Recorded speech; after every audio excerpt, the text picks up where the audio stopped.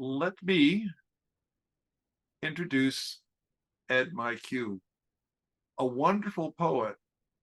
He has a take on history and a perception of things past, present, and yet to come that's quite remarkable.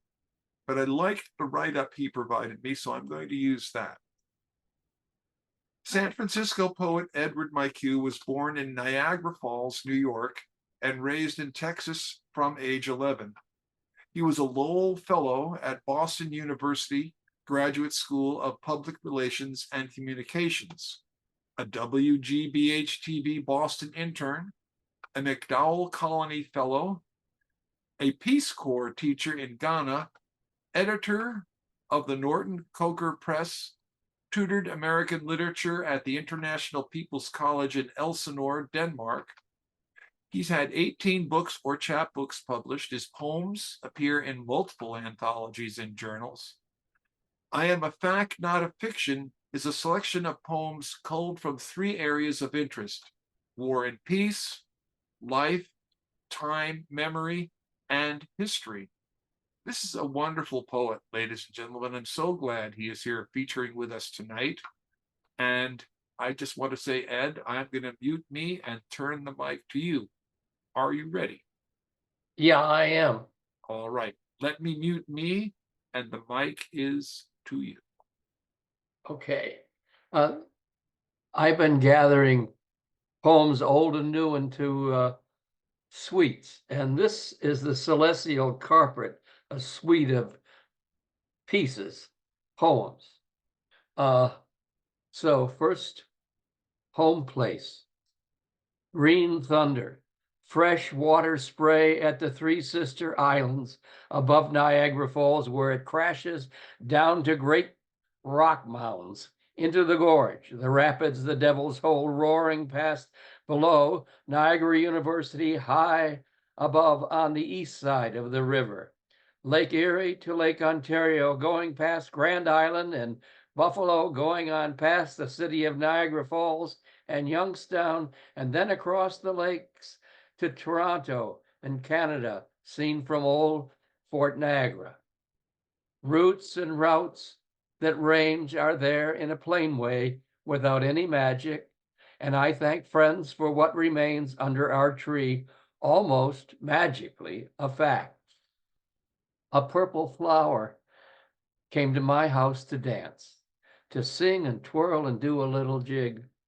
A purple flower came to my house and winked. It gave a little nudge and tipped its wing.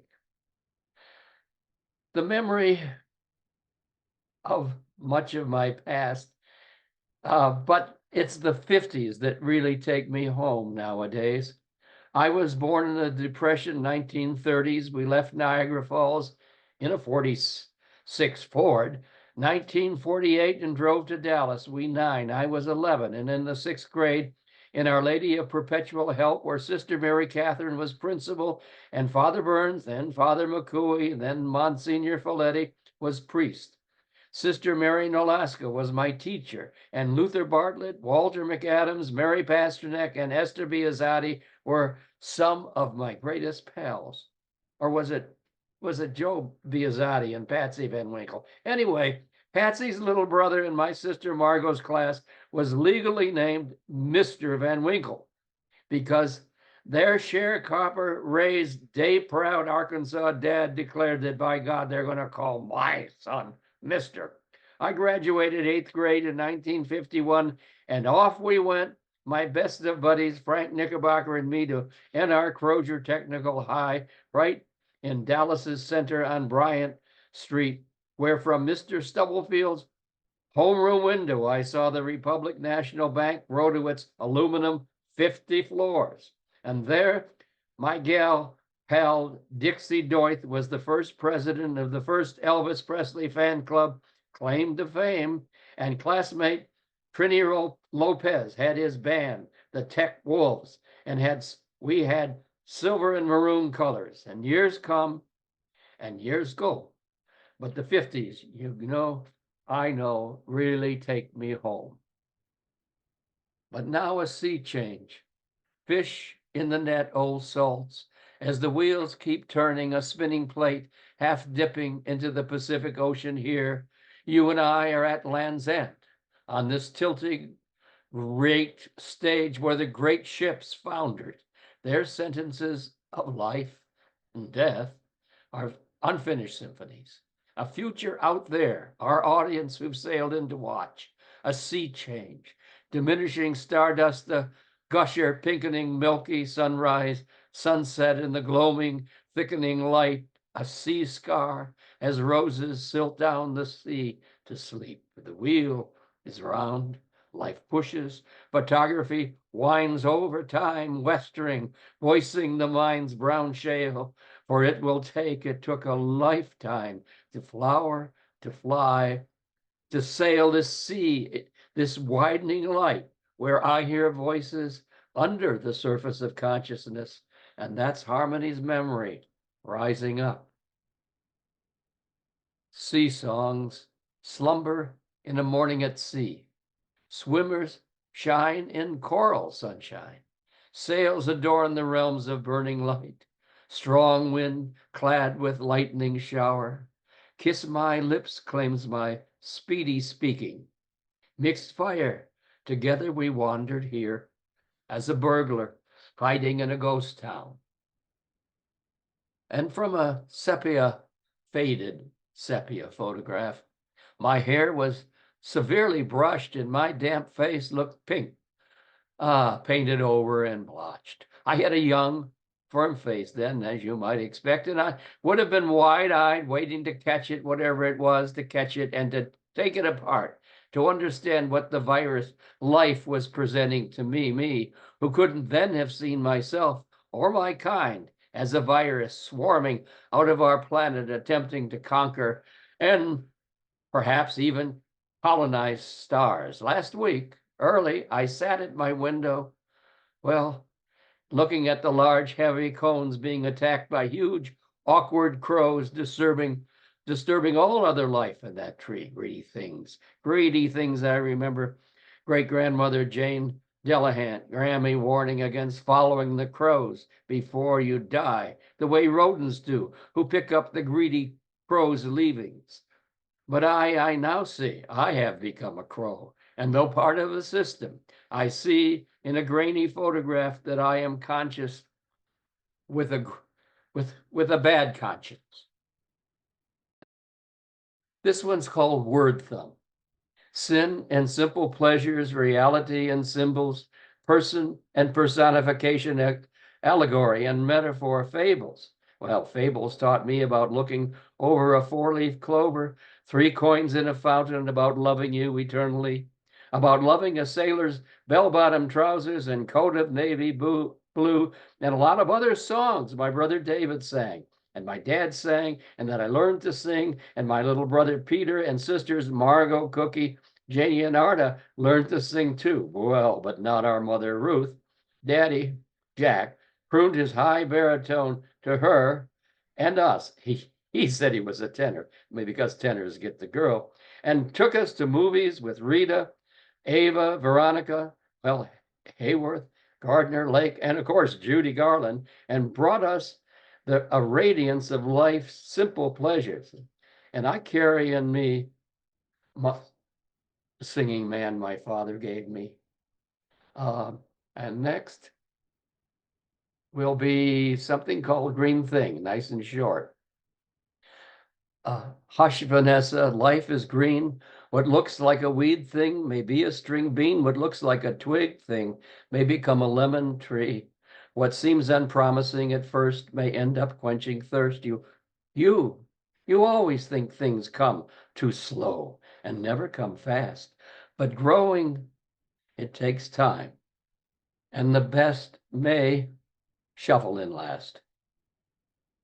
And the next one is called The Early Grape. We are the early grape, flat, dry, and cloudy. The time is short, but some days never end. There is no joyous lake, there is no incantation that can bend the moment back into the patterns we may see too late. Wait for tomorrow. Tomorrow never comes wait for tomorrow. Tomorrow never comes. The three's the crowd, you know, the spunky ones, the cream in your coffee. I know, he said. That's the thing. Do it now. Early wine is flat, dry, and cloudy, and some days never end. There is no joyous lake. There is no incantation that will bend the moments back into patterns we have seen too late. And the next, some thanks. I think that means 5 minutes left. I just saw a hand. Okay, let's see what this says. No, I just like that poem. Oh, Justin, thanks. Dark Yeah. angels. In love, we meet through choices in a limbo of confusion to consecrate the present, the only triumph. Shaped by pasts we select to learn from, disoriented by experiences we come to, clinging to inviolable frozen icons, longing to put our feet by. Simply and crudely, it is necessary to accept the dark angels, tomorrow's promise. We journey from dark into dark on our own feet, drawn by the first spring odors of narcissus and hyacinth. Some future moment waits on this, how we can weigh frenzy. The fishbowl. The fish pass each other in the street, drifting as an abstract creative force, and art will save nothing. Absolutely. The soul of a family, in silence, sculling up rivers, fathoming diversions, plowing a state of mind that will not count the hour. Hideous black pearls appear, wallowing in a round bowl like eyes bulging in the head of a tattered man my father greatly admires, but his silent anger is alarming. We lived together there, all of us, constantly quarreling. Patience, art will save nothing. Remember, art will save nothing, but in our glass prisons, where we will live there building splendid nests. Two more poems here. Driving and passengering. She picked me up in her Scion icebox on its side hearse with the side in the black and the back windows that she had darkened like a limo for privacy because it doesn't have a storage trunk. It's a nice car to get in and out of, and our hips get frozen up now. And some days that's the good aspect. And she's back in form, and she is a good driver, at least her manner gives one confidence that she is, even if perhaps she might not be. But at least I won't be all crazy in fear before the final crack up. Second part. I seem to be becoming a nervous passenger. I blame it on the artist who looks at everything. I blame a lot of things on him, but I never tell him until I scream it out, sometimes loudly. It's a spousal thing, I am thinking. And when he drives and I get all like, hey, watch the road. And then he turns to me and engages, plus keeps looking at everything and the road too. So well, that's my problem, I know, but also my life and my death and the heck with it. And the third part of driving and passengering. Sometimes I think you shouldn't passenger with people you sleep with, but maybe that's just me. And I only think this way because you might say, poor artist. And I recall reading several times in my life the saying, who said it? Well, when I meet a poet, I want to wash. So it must be hard for him having me, of course, and it's hard. Well, it's hard for both of us. And two hards make a smile. So that works out. And finally, I am this is the title poem of this book. It's not anything special to show you here, but that's what it looks like. I am a fact, not a fiction.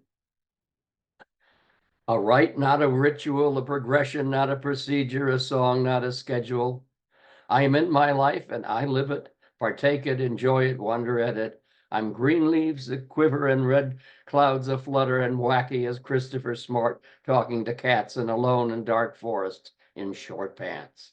I am Niagara River crashing over the falls, cascading through the gorge to the Devil's Hole, sweeping into the last Great Lake, from Erie to Ontario, surging into the Great Lawrence, into my mother Atlantic, rising forward and into the clouds, into hurricanes that I cut with the knife of the time, out onto the rocks, the Cape of Good Hope, to India, South China Seas, sieving through Oceania's islands, Pacific kingdoms, up past Galapagos, north home shore to Mission Rock, San Francisco, and my love's bed. And I am a fact, not a fiction. Okay, I'll do one other little thing then. Yeah, do another one. Okay. Am I here? Oh, yeah. Here it is, Snowblood. Burbling up through white, Latin, Christmassy, crusted 100 inches of powdery snow, piling, pillowing up around the brown trunks, those thousands of fir, pine, spruce, holly, and yew, rises a deep, warm, red shame of conquest, emperor rising to replace a republic crucified, democracy become a snowman, a showman, a death mess of snowblood. The enemy of my enemy is my friend, and that friend of my enemy is my enemy. The friend of my friend is my friend, unless that friend is a friend of my enemy. The feud of my family is a breach in the friendship of my blood. My blood is my enemy. Is this the edge of my world? How canine is the tooth of my despair? Where is a pulse for peace? That's it. Thank you very much. Thank you, David. You're a good guide. Unmute again, ladies and gentlemen. Let them know. Yes. Wow. Beautiful work, Ed. Beautiful. Wonderful reading, Ed. Thank you, guys. Thanks. Lovely. Yeah, that encore poem really killed it. And you shouldn't drive with people you sleep with. That's another great quote. Well done.